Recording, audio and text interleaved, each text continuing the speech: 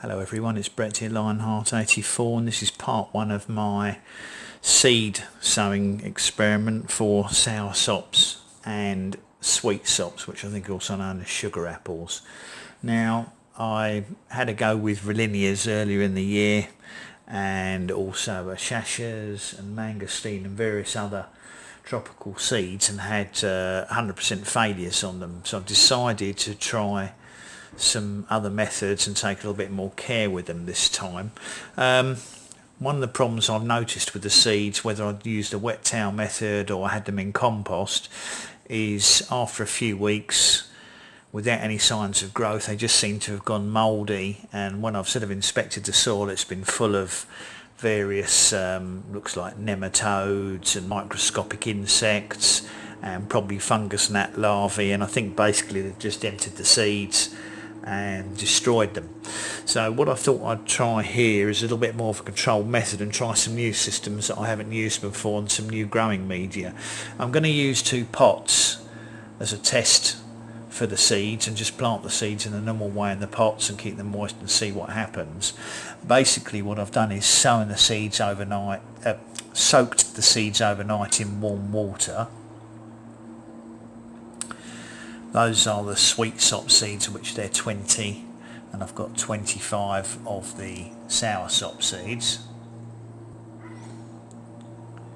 And they've all soaked overnight for 24 hours in warm water.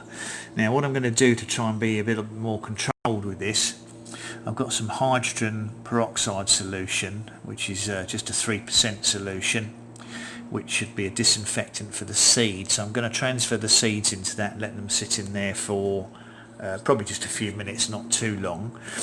I've got some coir or cocoa fibre here, which has been wetted, and then I've sterilised it by heating it in the microwave for a period of time. And I've got various of these click lock or ziplock bags, which as you can see I've labelled. Incidentally, for American viewers, that's the 5th of July 2020, not May the 7th, because obviously we list our dates differently to how you do in America, so we always have the day first, then the month, then the year. So just to make note, if you're looking at this in the future, this is the 5th of July 2020, not May the 7th 2020. And what I'm going to do is I've got, this is vermiculite, damp vermiculite, which I've also microwaved to make sure it's sterile. So what I'm planning to do is to sterilise the seeds quickly, put the vermiculite into some of the bags and the cocoa fibre into some of the other bags with the seeds, and then I'm planning to leave them in a warm, dark cupboard. They're not going to propagate and they're not going to be left out in the daylight, and see if I get any more luck with germination by using a sterilised medium, or what I hope's a sterilised medium, and see if I get any of these seeds to germinate. And if any of the methods prove to be more successful, I'll obviously show that in future videos. My plan is to put this up on this short video up on the internet as a standalone video, but I will then link it.